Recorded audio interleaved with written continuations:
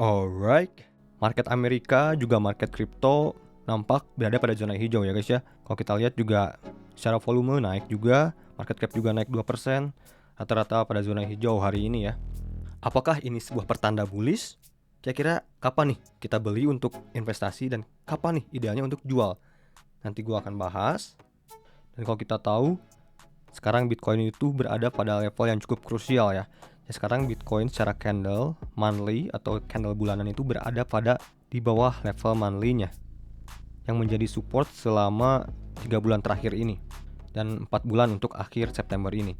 Apakah Bitcoin ini akan closing candle di bawah level monthly-nya seperti yang udah gua bahas di Twitter atau yang gua posting di Twitter?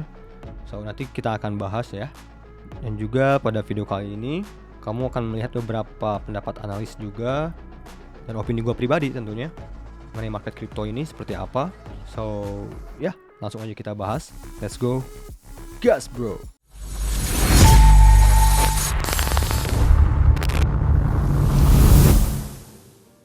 Yo what up guys, balik lagi channel Ihsan Agas and welcome to Crypto Time, dimana gue membahas seputar cryptocurrency atau crypto aset.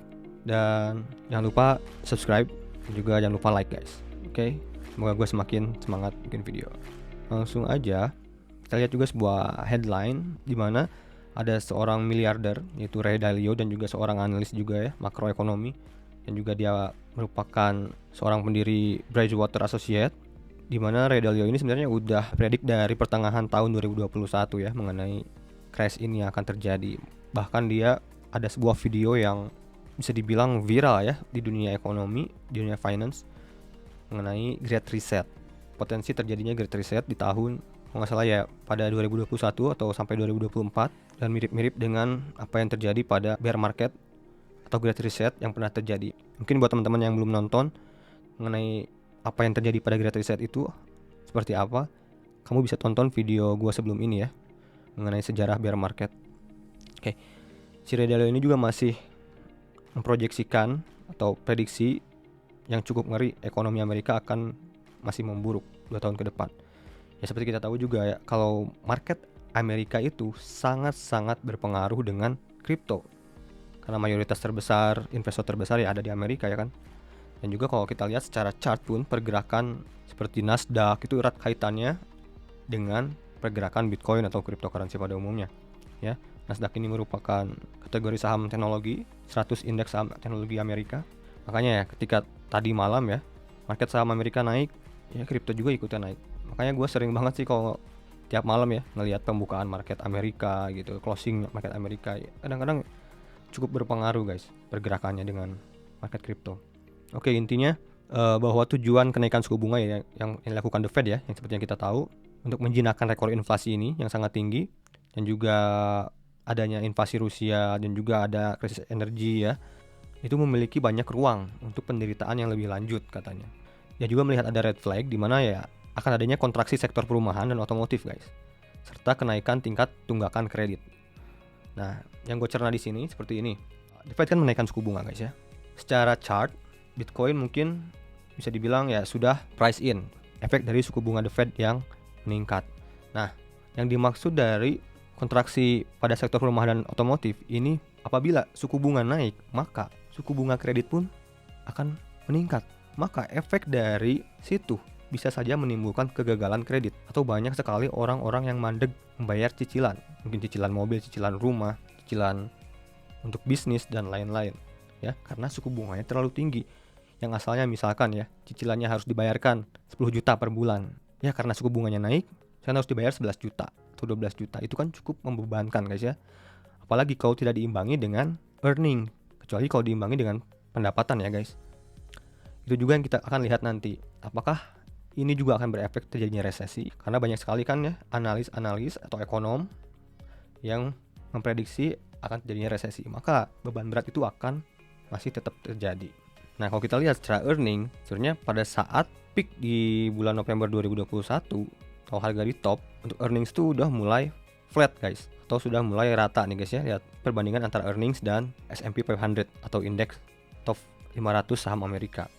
Nih kalau kita lihat ini secara earning itu lagi flat guys. Nah, ini kan banyak sekali ekonom yang memproyeksikan ini potensi earnings itu akan mulai turun nih pada tahun 2022 ini karena efek kebijakan dari The Fed. Nah, untuk secara inflasi sendiri sebenarnya juga udah cukup berkurang nih kalau kita lihat ya. Inflasi Amerika ya dari awal tahun 2022 ini naik ya, peak di sekitaran Juni ya 9,1%. Sekarang udah mulai landai juga ke 8,3%.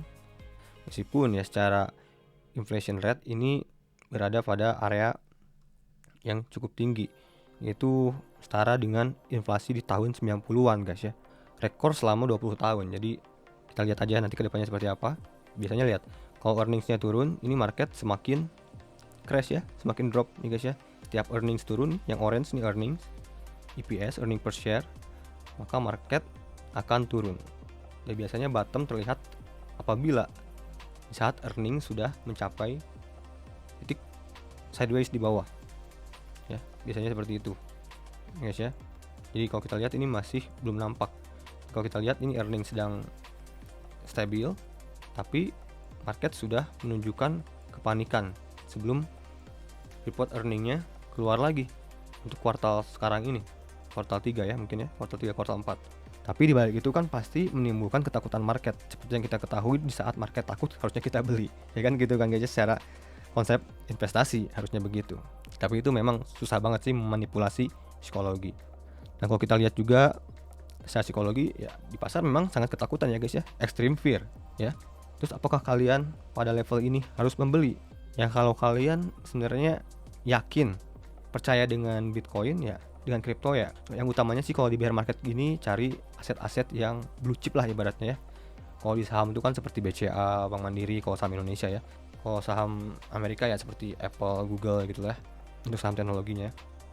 Kalau di kripto kan seperti Bitcoin, Ethereum ya, seperti itu aja. Jadi jangan jauh-jauh sih menurut gue ya, kalau di bear market gini ya carilah aset kripto yang blue chipnya lah gitu guys. Oke, sekarang kita bahas ke technical, sisi technical. Oke, yang gue bahas tadi ya kan secara level nih, ini kan menggunakan candle monthly nih untuk Bitcoin ini guys. Dimana apabila closing nih nanti untuk tanggal 30 ya 30 September besok atau lusa ya guys ya, jam 7 pagi nanti candlenya closing di bawah ya 19.900 lah gitu ya amannya ya, atau 19.700 lah amannya ya. Ini masih melihat menampilkan kalau Bitcoin itu berada pada level yang masih oke lah gitu guys. Secara historical ya, lihat gini guys ya, apabila Bitcoin ini closing di bawah level monthly-nya, ini selalu menyebabkan efek yang masih bearish. Ini ya, yang pada April 2022 di saat candle monthly-nya closing di bawah monthly levelnya, dia masih menunjukkan level penurunan. Nah, maka kali ini ya agak cukup riskan sebenarnya. Makanya hari ini atau bulan ini gua seperti yang gua posting di Twitter, ya gua belum bisa kasih predik arah kemana, tapi mengindikasikan market ini sangat volatile karena berada pada critical supportnya guys, dimana ini tekanan beli dan jual tuh cukup kuat. Nah kalau kita rubah ke time frame daily, ini lebih jelas lagi di mana area support pentingnya. Kenapa ini disebut critical support? Nah ini ya, ini cukup jelas nih sebelah sini guys.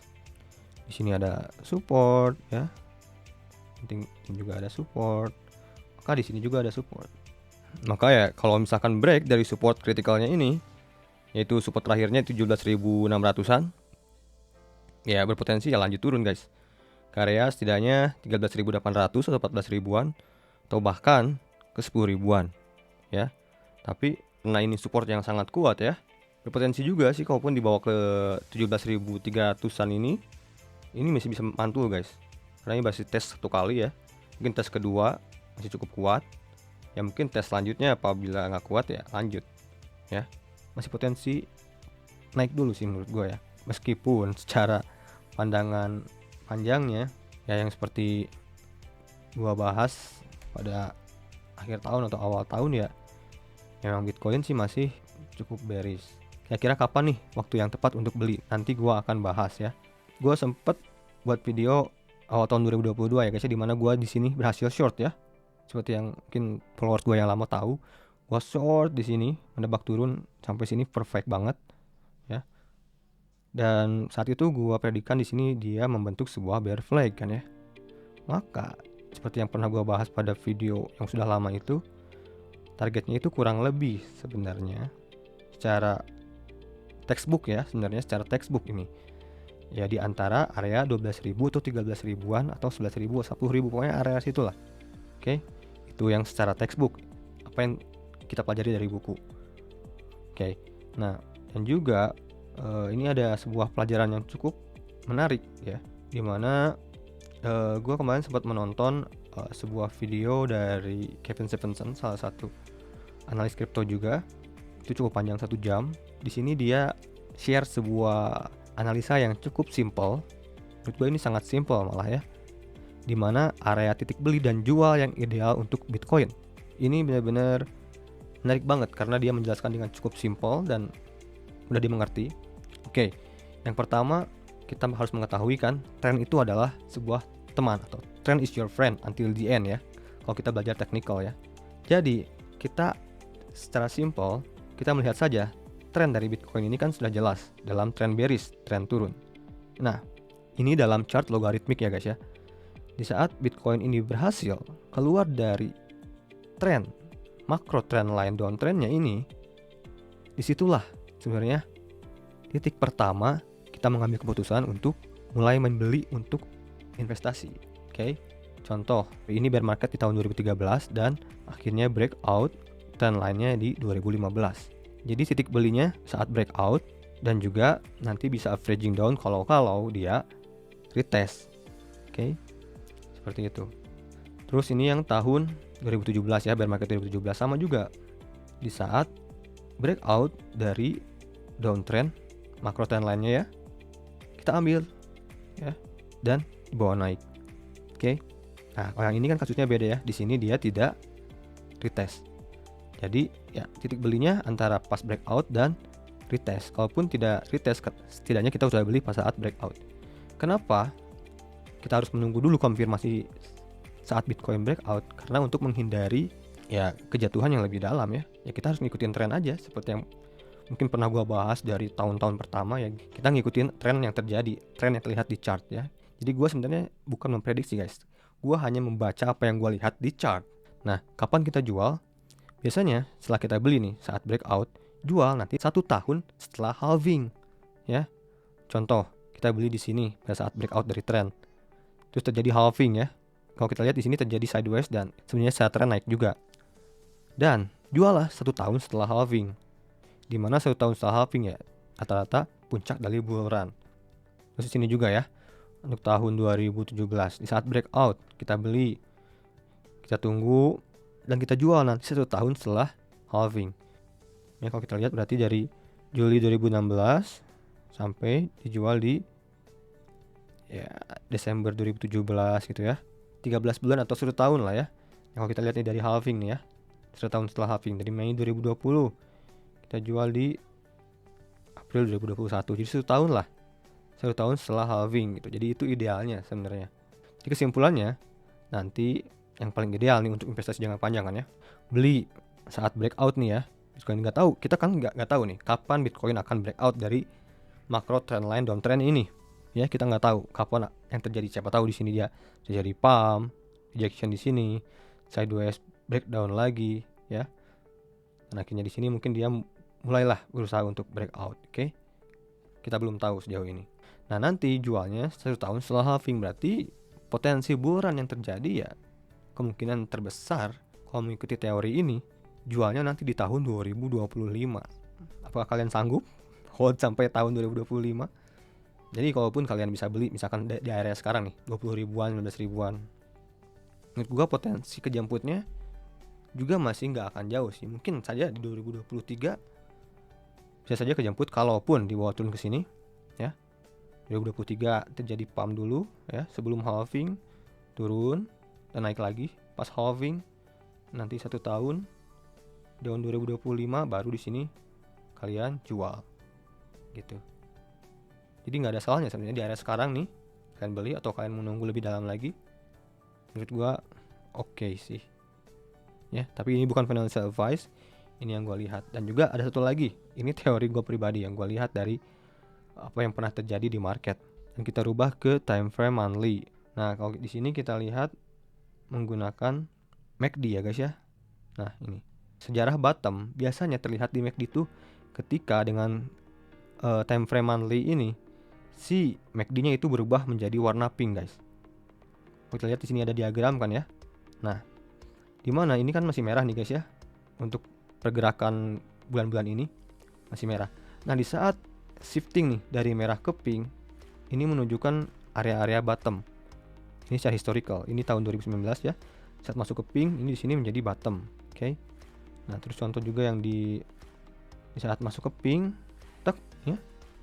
Di bear market 2015 dengan time frame monthly, ini menjadi bottom juga dan akhirnya naik ya. Kurang lebih begitu. Dan juga ini ya, saat bear market ini nih, corona juga di sini ya. Dari merah nih, dia kembali ke pink. Di sini ya. Kita buy saat pink, dia naik. Ini teori gue pribadi sih ya. Ini gue nemuin ya setelah ya gue lihat dari historical yang terjadi. Bisa juga begitu guys. Jadi kalau kalian melihat sebuah indikasi ini masuk pink nih, ya bolehlah menurut gue sih untuk cicil-cicil ya, meskipun ya potensi masih turun juga masih bisa terjadi. Tapi di situ kemungkinannya cukup besar untuk masih dibawa naik gitu guys. Ya. Jadi gitu guys pandangan gue kali ini ya. Semoga bermanfaat dan juga ini sebuah diskusi sebenarnya. Kalau kalian ada pendapat lain mengenai market crypto, ya kalian komen aja di kolom komentar di bawah. Ya. Oke, jadi itu pandangan dari gua kali ini. Sampai ketemu di video gua selanjutnya. Salam cuan to the moon, gas bro and peace.